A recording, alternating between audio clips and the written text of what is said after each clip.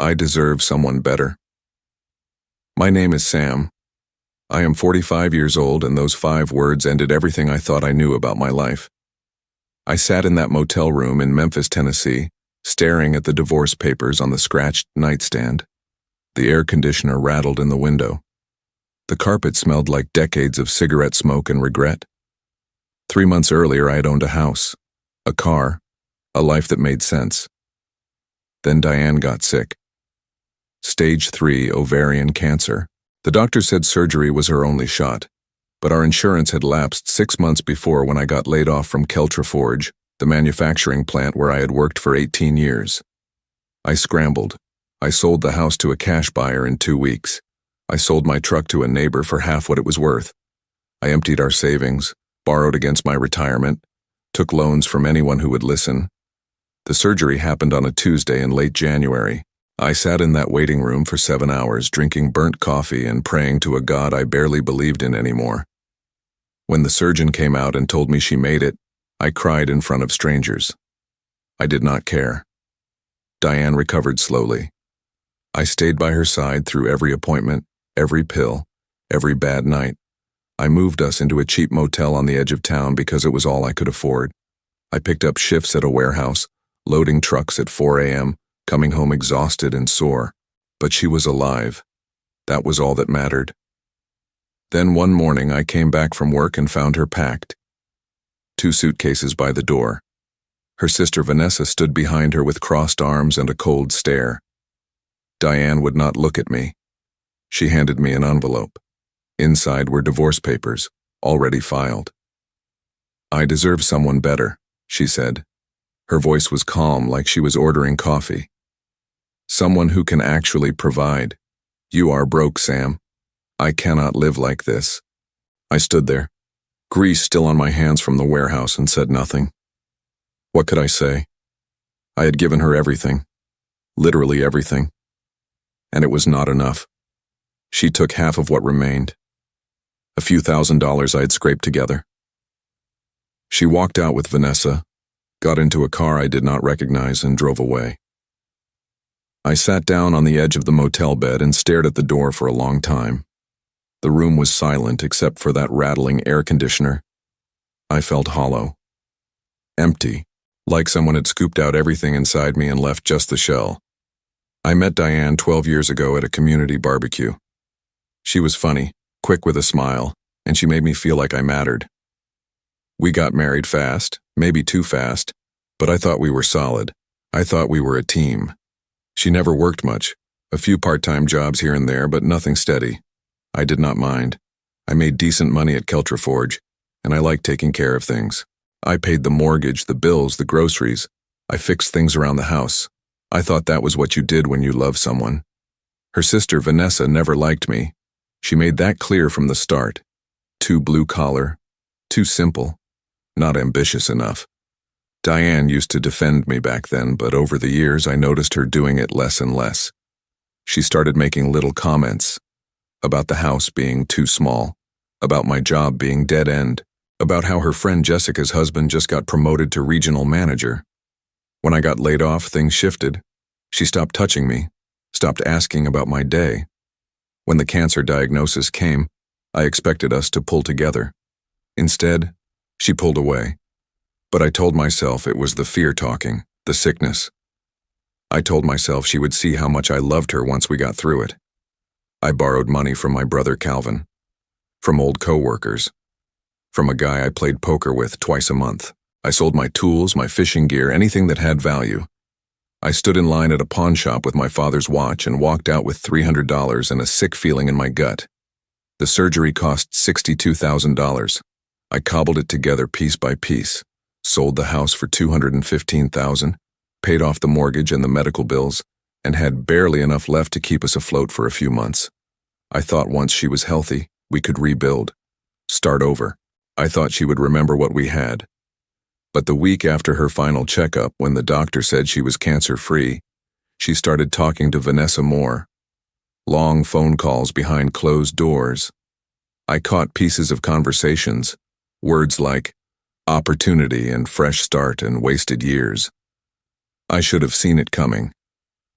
but I did not want to believe it. The day she left, I called Calvin. He did not pick up. I tried a few other people. No one answered. I sat in that motel room alone holding those divorce papers and realized I had no one left. 2 days after Diane left, I was sitting outside the motel on a rusted metal chair, drinking gas station coffee, when a man in a suit walked up. He was older, maybe 60, with silver hair and a leather briefcase. "You Sam?" he asked. I nodded. "I am looking for you," he said. "My name is Gregory.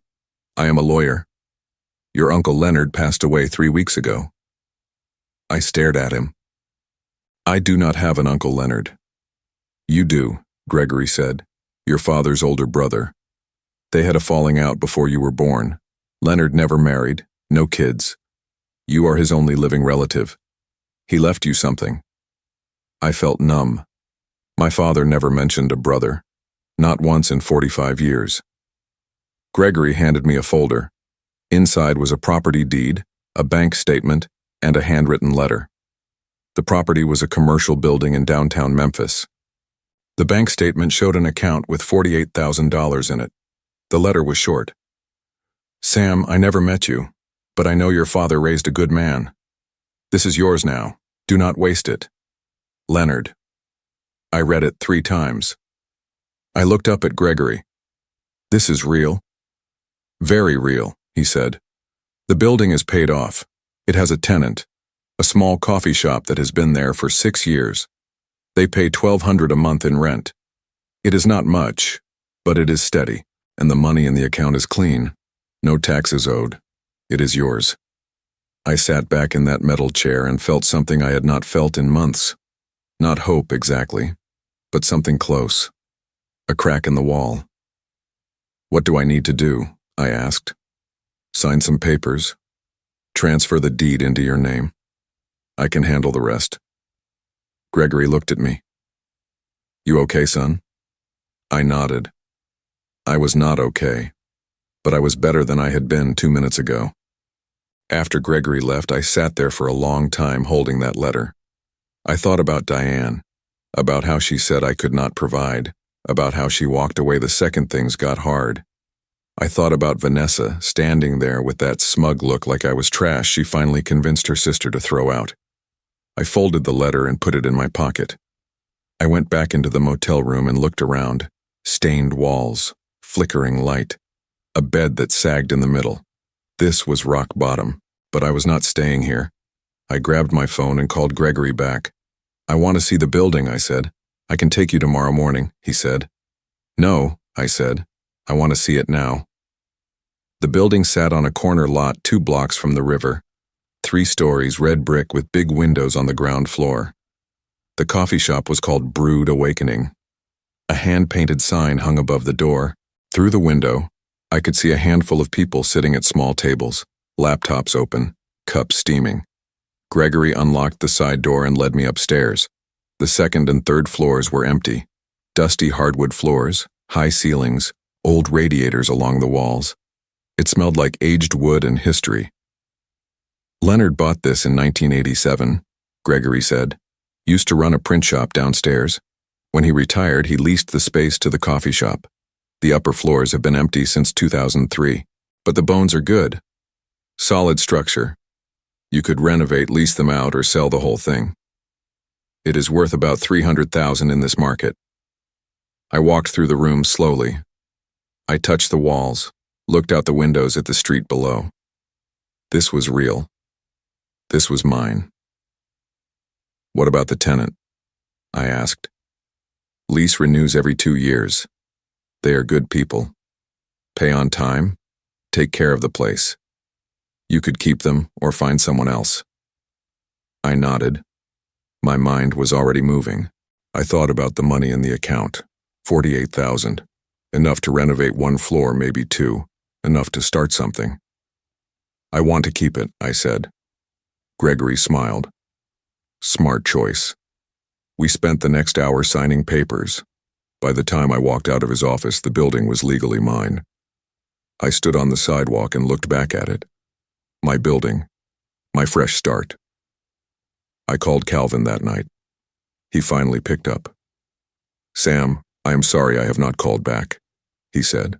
"I have been swamped at work." "It is fine," I said. "I wanted to tell you something. I inherited a building." There was a pause. "What?" I explained everything. Leonard, the property, the money. Calvin listened without interrupting. "That is incredible, man," he said when I finished. "You deserve some good luck." "I am going to fix it up," I said. "Lease the upper floors. Make something out of it." "You need help?" Calvin asked. "I have some tools. I can come by this weekend." "Yeah," I said. "I would like that." For the first time in weeks, I felt like I could breathe. But 2 days later, I got a call from Diane. She wanted to meet, said it was important. I almost said no, but something in her voice made me curious. We met at a diner near the motel. She looked good, healthy, like the cancer had never happened. She wore a new jacket I did not recognize. "I heard you inherited something," she said, sitting down across from me. I stared at her. "How did you hear that?" "Vanessa has a friend who works at the courthouse. Word gets around." I said nothing. "Look, Sam, I made a mistake," she said. "I was scared. The cancer, the money problems, everything. I panicked. But I still care about you. We were together for 12 years. That has to mean something." I leaned back in the booth. "You said you deserved better." "I know. I was wrong." She reached across the table, tried to touch my hand. I pulled it back. "I want to try again. We can start over. I will help you with the building. We can make it work." I looked at her for a long time. Then I stood up. "No," I said. I walked out before she could say another word. A week later, I started renovating the second floor. Calvin came by most evenings after work, and we tore out old carpet, patched walls, painted. It felt good to build something with my hands again, to see progress. The tenant downstairs, a woman named Lauren who owned the coffee shop, brought us free coffee every morning. She was maybe 35, quiet, with paint-stained jeans and an easy smile. She asked what I was planning for the upper floors. "Office space, maybe," I said, "or small apartments. Still figuring it out." "This neighborhood needs more affordable housing," she said. Just a thought. I liked that idea. Affordable housing. Something that mattered. But Diane would not let it go. She called twice. Then she showed up at the building one afternoon while I was working. Calvin was there. He gave me a look and stepped into the next room. "Sam, we need to talk," Diane said. "No, we do not." "Yes, we do." She crossed her arms. "I am still legally your wife. The divorce is not final yet. That means I have a claim to that building." I set down the hammer I was holding. "What?" "Tennessee is a marital property state. Anything acquired during the marriage can be divided in a divorce. You inherited that building while we were still married. I talked to a lawyer. I am entitled to half." I felt my chest tighten. "You walked out on me." "That does not matter legally. I have rights." I stared at her. This was not about reconciliation. This was never about reconciliation. She wanted the building. She wanted the money. She wanted to take the one good thing that had happened to me in months and cut it in half. "Get out," I said. "Sam, be reasonable. We can settle this without going to court. Just give me what I am owed and I will sign the papers. Clean break." "Get out," I said again, louder this time. She left, but I knew she meant it. 2 days later, I got a letter from her lawyer, a formal claim against the property. She was asking for half the value or half the rental income going forward, or a lump sum settlement of $75,000. I called Gregory. He listened to everything, then sighed. "She has a case," he said. "Not a great one, but a case. Inherited property is usually considered separate, but if you improve it or generate income from it during the marriage, it can become marital property. Since you are renovating and collecting rent, she could argue it is marital. So what do? You fight it, but it will cost money, legal fees, court costs. could drag out for months. I hung up and sat in the empty second-floor room. The walls were half-painted, tools scattered on the floor. I thought about everything I had sacrificed, everything I had lost. And now Diane wanted to take this too. No. I called Gregory back. I need you to do something for me. What? I need you to dig into Diane's life, her sister Vanessa. Find out what they have been up to since she left. Gregory was quiet for a moment.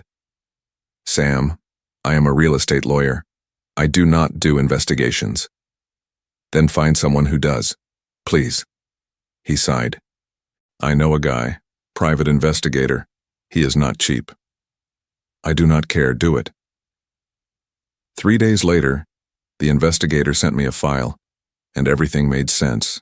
Diane had been planning this for months, long before she filed for divorce, long before she even got the cancer diagnosis. The investigator found emails between Diane and Vanessa dating back nearly a year. Vanessa had been pressuring Diane to leave me for a long time, calling me a dead-end loser and saying Diane was wasting her life on a factory worker. When Diane got sick, Vanessa saw an opportunity. She convinced Diane to let me drain our savings and sell everything to pay for the surgery. The plan was simple. Let me go broke saving her life, then divorce me and take whatever was left. But they did not expect me to inherit the building. The emails after Leonard's death were even clearer. Vanessa had looked up the property value, calculated the potential income, and told Diane she could get at least $150,000 if she played it right. He owes you, Vanessa wrote. You were sick. He should have figured it out without selling the house. This is his fault. Take what is yours and move on. There were also bank records showing Vanessa had been funneling money to Diane during our marriage. Small amounts, $500 here, $1,000 there, but it added up. Vanessa was funding Diane's exit plan. And then I found the final piece. Diane had been seeing someone, a man named Jordan who worked in pharmaceutical sales.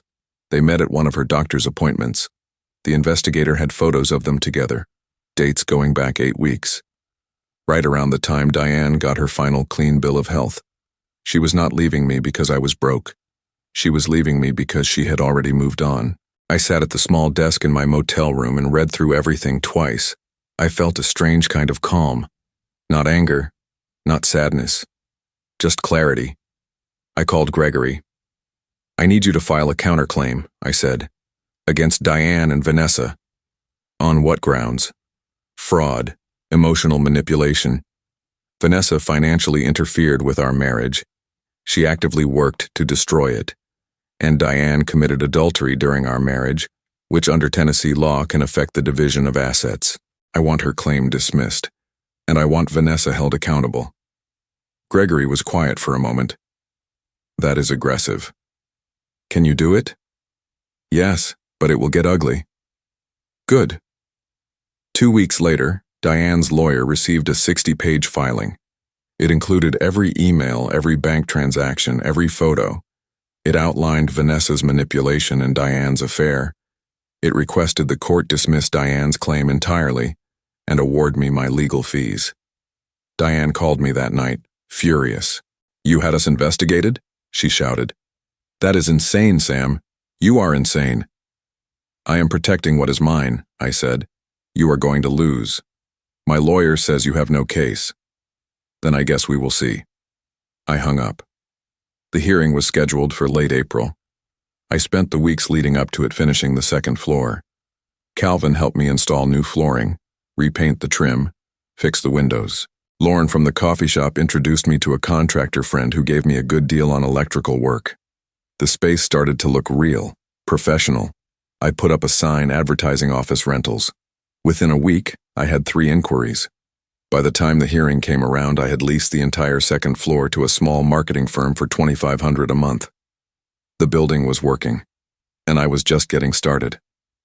The courtroom was smaller than I expected. Diane sat on one side with her lawyer, a sharp-dressed woman with a briefcase full of papers. Vanessa sat behind her, arms crossed, glaring at me like I was the villain. Gregory laid out our case calmly. He walked the judge through the emails, the financial records, the timeline of Diane's affair. He showed how Vanessa had systematically manipulated Diane into leaving me, how they had planned to take advantage of my financial vulnerability, and how Diane had violated the terms of the marriage by committing adultery. Diane's lawyer tried to argue that the inheritance was still marital property, but Gregory countered with Tennessee case law showing that inherited assets remain separate unless commingled, and that the renovations I made were funded entirely by the inheritance itself, not by marital funds. The judge reviewed the documents. She asked Diane directly if the emails were real. Diane hesitated, then admitted they were. "And this relationship with Jordan," the judge said, "when did it begin?" Diane looked at her lawyer. Her lawyer whispered something. Diane turned back to the judge. "March. While you were still married." "Yes." The judge set the papers down. "I am denying the petitioner's claim. The property remains with the respondent. Additionally, the respondent is awarded legal fees in the amount of $8,400 to be paid by the petitioner within 60 days. Diane's face went white. Vanessa stood up, started to say something, but the judge cut her off. "This hearing is concluded." I walked out of that courtroom and stood on the courthouse steps. The sun was bright. The air smelled like spring. I called Calvin. "It is done," I said. "You won?" "Yeah, I won." Diane never paid the legal fees. She filed for bankruptcy 4 months later. Vanessa stopped talking to her after the hearing, furious that Diane had admitted to the affair in court. The fallout destroyed their relationship.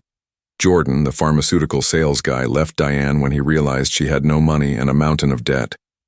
She moved into a studio apartment on the east side of Memphis and got a job waiting tables. I heard all this through Calvin, who heard it from someone who knew someone. I did not go looking for updates. I did not care. I finished renovating the 3rd floor by summer. I leased it to a freelance graphic designer and a small law firm. The building was fully rented. I was pulling in $4,700 a month in income minus expenses. It was not a fortune, but it was steady. It was mine. I hired Lauren from the coffee shop to manage the building part-time. She was organized, reliable, and the tenants liked her. I started working on a second property, a duplex 2 streets over, that I bought with a small business loan. I fixed it up and rented both units within a month. By the end of the year, I had 3 properties and a growing reputation as a fair landlord who actually fixed things when they broke. I was not rich, but I was stable. I was building something real. I moved out of the motel in August and into a 1-bedroom apartment above a bakery. It was small, but it had big windows and hardwood floors, and it smelled like fresh bread every morning. I bought a used truck, a coffee maker, and a chair that did not wobble. I stopped thinking about Diane. I stopped thinking about what I lost. I started thinking about what I built. Some days I still felt the weight of those months. The fear, the exhaustion, the humiliation of watching someone I loved walk away when I had nothing left to give. But most days, I felt something better. I felt free. Like I finally belonged to myself again,